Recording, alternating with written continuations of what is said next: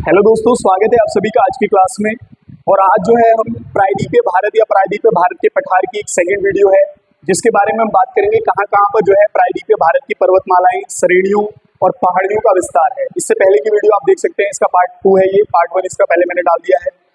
और इसमें आपको क्या है कि ये मैप से आपको समझ में आएगा। अगर हम केवल लिखकर इसको याद करेंगे तो आपको समझ में नहीं आएगा एक्चुअल में कहाँ पर जो है पर्वत श्रेणियों का विस्तार है या कहाँ पर जो है पठारों का विस्तार है, ये आपको मैप से समझ में आएगा। तो इसीलिए आप मैप लेकर बैठे। मैंने भी एक जो है मैप लेने का प्रयास किया है, थोड़ा सा गंदा है लेकिन काम चला लेंगे, इससे आपको समझ में आना चाहिए। ठीक है, तो सबसे पहले दोस्तों यहाँ पर हम बात करते हैं अरावली पर्वत श्रेणी की। ठीक है, किसी ने बनाने की प्रयास की थी, मैंने उससे छीन लिया। ठीक है, तो यहाँ से आप याद रखेंगे। सबसे पहले हम बात करेंगे ये जो आपकी अरावली पर्वत श्रेणी है, कौन सी श्रेणी है? अरावली पर्वत श्रेणी है, ये आप यहाँ से याद रखेंगे। अगर मैं बात करूं अरावली पर्वत श्रेणी की, तो इसका जो विस्तार है वो गुजरात के पालमपुर से दिल्ली के रायसेन तक जो है फैली हुई है अरावली पर्वत श्रेणी। कौन सी श्रेणी है? तो यहाँ से आप याद रखेंगे ये है अरावली पर्वत श्रेणी, ये हमने यहाँ पर लिखा हुआ भी है। ठीक है, अरावली पर्वत माला या श्रेणी, ये आप यहाँ से याद रखेंगे। ठीक है ना, अरावली पर्वत श्रेणी या अरावली पर्वतमाला, यहाँ से आप याद रखेंगे। इसका विस्तार गुजरात से लेकर और जो है राजस्थान, हरियाणा और दिल्ली के रायसेन तक जो है इसका विस्तार है। इसकी लंबाई लगभग 800 किलोमीटर के आसपास है। कितनी है? इसकी लंबाई 800 किलोमीटर के आसपास है। ठीक है, और यहाँ से आप ये याद रखेंगे अरावली पर्वतमाला से कि अरावली जो पर्वतमाला है वो एक वलित पर्वत का उदाहरण है। किसका? वलित पर्वत का उदाहरण है। वलित पर्वत उन पर्वतों को कहा जाता है जो मोड़दार पर्वत होते हैं। कैसे होते हैं? जो मोड़दार पर्वत होते हैं उनको वलित पर्वत कहा जाता है।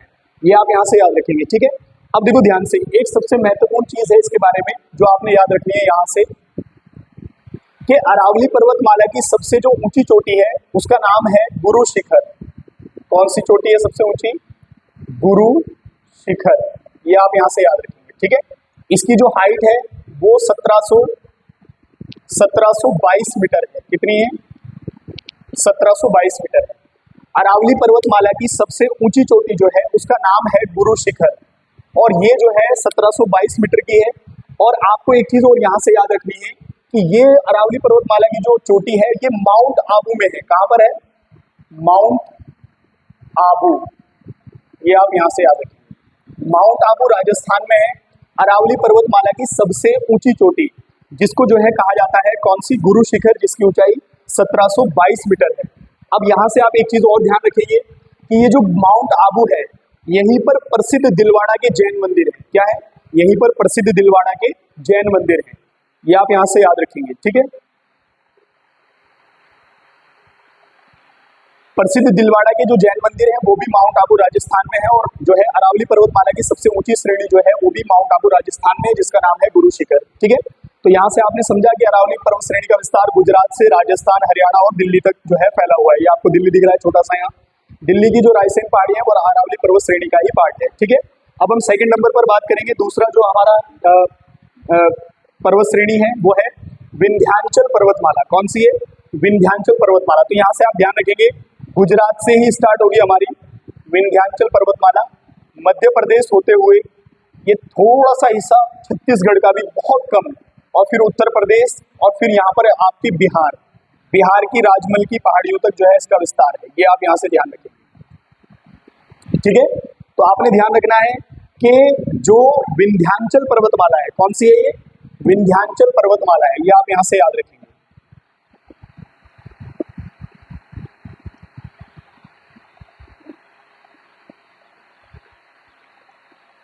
विंध्याचल पर्वतमाला, ये आप यहाँ से याद रखेंगे। ठीक है, विंध्याचल पर्वतमाला की बात करें तो इसका जो विस्तार है वो गुजरात से मध्य प्रदेश होते हुए और आपका जो है उत्तर प्रदेश और जो है बिहार तक ये फैली हुई है। छत्तीसगढ़ का बॉर्डर क्रॉस करते हैं ये। ठीक है, अगर मैं इसकी विशेषता ये है कि ये उत्तर दक्षिण भारत को और उत्तर को जो है डिवाइड बांटती है। आपसे यहाँ से समझेंगे कि ये जो है भारत को दो हिस्सों में बांटती है, उत्तर और दक्षिण में। ये वाली पर्वत श्रेणी कौन सी पर्वत श्रेणी है?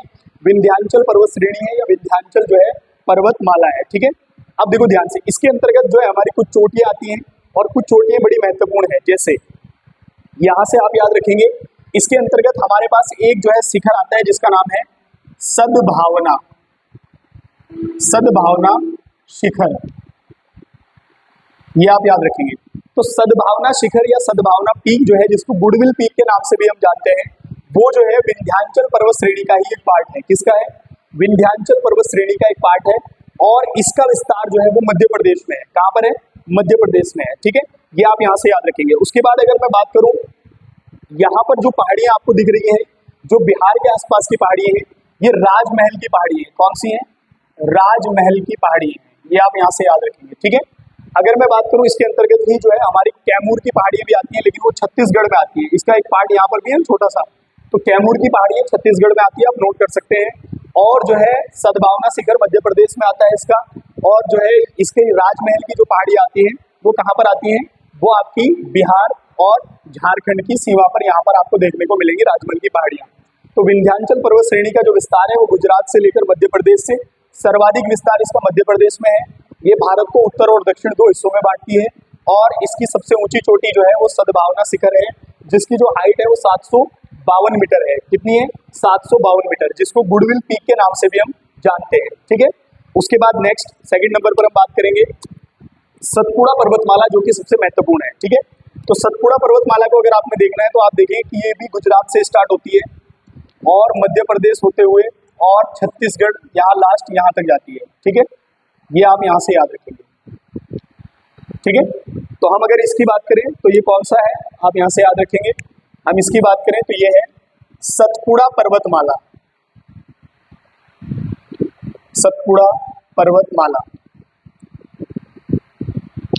लगभग बच्चे ये ध्यान रखना है आपने कि इसकी जो लंबाई है वो 900 किलोमीटर के आसपास है। कितनी है? 900 किलोमीटर के आसपास है सतपुड़ा पर्वतमाला की लंबाई। ठीक है, और इसका जो विस्तार है वो गुजरात से लेकर मध्य प्रदेश और छत्तीसगढ़ तक जो है इसका क्या है? विस्तार है। ठीक है, अगर मैं बात करूं इसके अंतर्गत जो पहाड़ियां हमारी आती है वो आपने ध्यान रखना है। मैं यहाँ पर लिख रहा हूँ, वहां पर जगह हमारे पास कम है, क्योंकि आपको जो है फंक्शनिंग भी दिखानी है इसकी, कहाँ पर कौन सा है, तो आप याद रखेंगे। ठीक है, अगर मैं बात करूं सतपुड़ा पर्वतमाला के अंतर्गत जो हमारे पर्वत आते हैं, तो सबसे पहले हम बात करते हैं राजपीपला की पहाड़ियां। राजपीपला पहाड़ियां, ये आप याद रखेंगे। तो ये याद रखेंगे आप, गुजरात में आती है। कहाँ पर आती है? तो ये आप याद रखेंगे गुजरात में। ठीक है, सबसे पहले हमने बात की सतपुड़ा पर्वतमाला के अंतर्गत राजपीपला की पहाड़ियां। ठीक है, उसके बाद दूसरे नंबर पर महादेव की पहाड़ियां। कौन सी? महादेव की पहाड़ियां, और ये आपके जो है एमपी में आती है, मध्य प्रदेश में आती है। ये आप यहाँ से याद रखेंगे। महादेव की पहाड़ियां जो है वो किस में आती है? तो मध्य प्रदेश में आती है। ठीक है, उसके बाद इसकी एक श्रेणी जो छत्तीसगढ़ में है, वहां पर आपका जो है मैकाल पर्वत आता है। क्या आता है? मैकाल पर्वत। ठीक है, ये आप याद रखेंगे कि ये छत्तीसगढ़ में है। ठीक है, तो हमने अभी तक बात की है सतपुड़ा पर्वतमाला की। सतपुड़ा पर्वतमाला का जो विस्तार है वो आपका गुजरात से लेकर मध्य प्रदेश छत्तीसगढ़ तक फैला हुआ है। गुजरात में राजपीपला की पहाड़ियां, मध्य प्रदेश में महादेव की पहाड़ियां, और छत्तीसगढ़ में जो है आपकी मैकाल की पहाड़ियां। इसी का जो है सतपुड़ा पर्वत श्रेणी का ही क्या है? भाग है। ठीक है, दूसरी बात, सबसे महत्वपूर्ण बात, अगर मैं इसकी सबसे ऊंची चोटी की बात करूं, जो कि सतपुड़ा पर्वतमाला की सबसे ऊंची चोटी है, आप यहां से ध्यान रखेंगे, तो इसकी सबसे ऊंची जो चोटी है वो धूपगढ़ है। क्या है? धूपगढ़। ठीक है, जिसकी हाइट जो है वो है 1350 मीटर।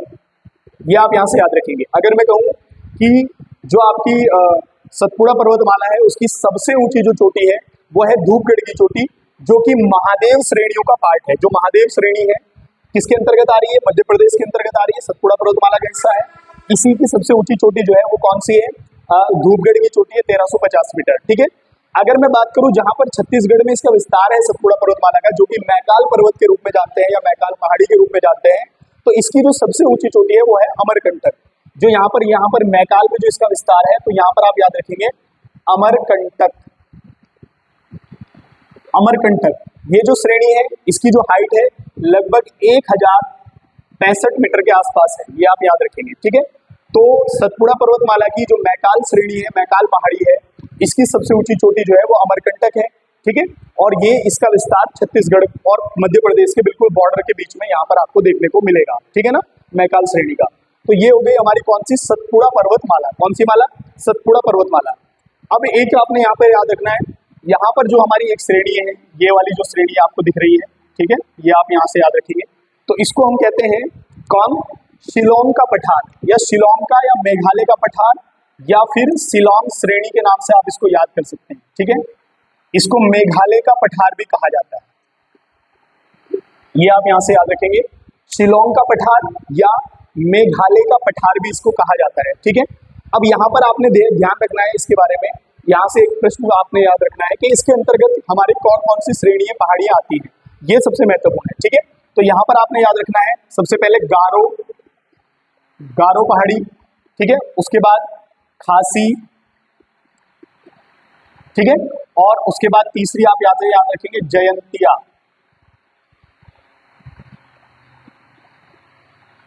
देखो, गारो, खासी और जयंतिया, ये सारी की सारी पहाड़ियां जो हैं किसके अंतर्गत हैं? शिलोंग के पठार या मेघालय के पठार या शिलोंग श्रेणी के पर्वतमाला के अंतर्गत आती है।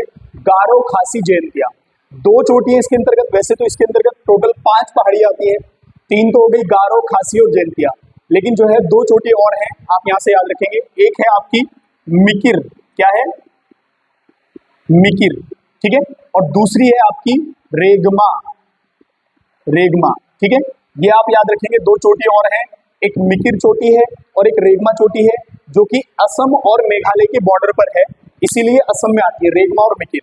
लेकिन गारो, खासी और जयंतिया आप यहां से याद रखेंगे कि ये जो है शिलोंग के पठार या शिलोंग पर्वतमाला के अंतर्गत ही आती है। ठीक है, उसके बाद अगर मैं बात करूं सबसे ऊंची चोटी की, अगर इसकी शिलोंग पर जो श्रेणी है हमारी, इसकी सबसे ऊंची चोटी कौन सी है, तो यहां से आप याद रखेंगे, मैं नाम यहां पर लिख रहा हूं, वो गारो पहाड़ी के अंतर्गत आती है और उसका नाम है नॉक रेक।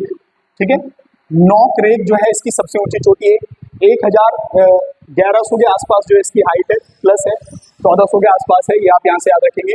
तो ये गारो पहाड़ी के अंतर्गत आती है। ठीक है, आपने जो है चेरापूंजी सुना होगा, चेरापूंजी, तो चेरापूंजी जो है वो खासी पहाड़ी के अंतर्गत आता है। किस पहाड़ी के अंतर्गत? खासी पहाड़ी के अंतर्गत जो है वो चेरापूंजी आता है।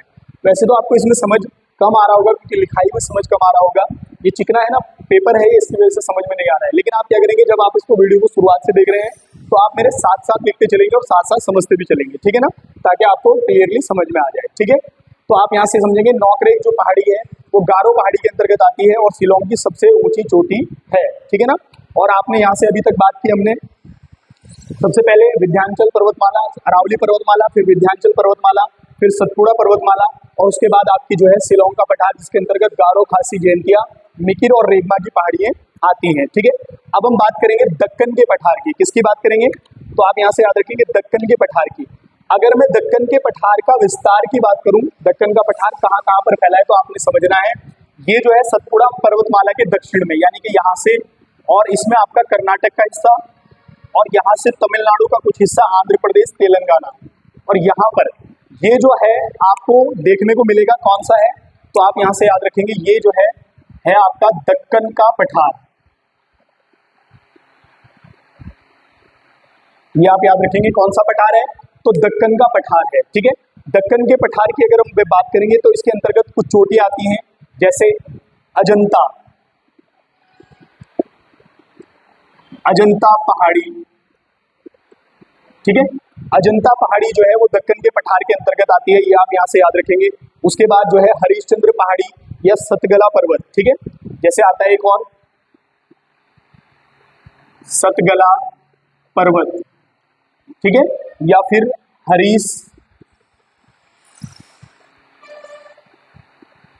हरीशचंद्र पर्वत, ये आप यहां से याद रखेंगे।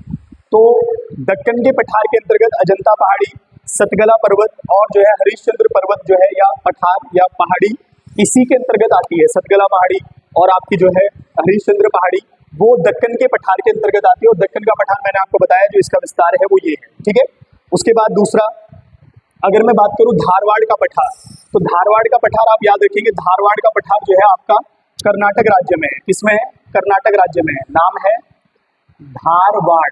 ये आप केवल याद रखेंगे, अपने मैप में मेंशन करके आप बुक्स में नोट कर सकते हैं। ठीक है ना, तो धारवाड़ का पठार जो है वो कर्नाटक राज्य में है और ज्यादा इसके बारे में कुछ नहीं है। शिलोंग श्रेणी हम पढ़ चुके हैं। उसके बाद बात करें मालवा के पठार की। किसकी? मालवा के पठार की।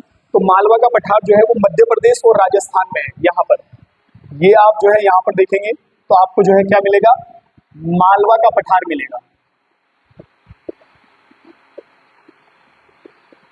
ठीक है, देखो ध्यान से बात को सुनना, केवल आपने ये समझना है कि कहाँ पर कौन सा विस्तार है, किसका कितना विस्तार है, ठीक है।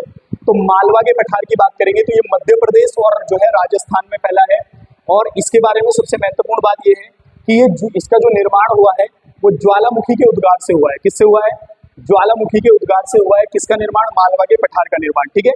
उसके बाद सबसे महत्वपूर्ण जो आता है वो है छोटा नागपुर का पठार, ठीक है। इसका छोटा नागपुर का पठार, तो ये आप याद रखेंगे कि छोटा नागपुर का जो पठार है वो झारखंड और पश्चिम बंगाल में, जहां पर है झारखंड और पश्चिम बंगाल में है, ठीक है। इसको मैं यहाँ पर बना रहा हूँ, इसके बारे में हम बात करेंगे। छोटा नागपुर का पठार, सबसे महत्वपूर्ण बात एक ही इसके बारे में आप याद रखेंगे जो पेपर में आती है,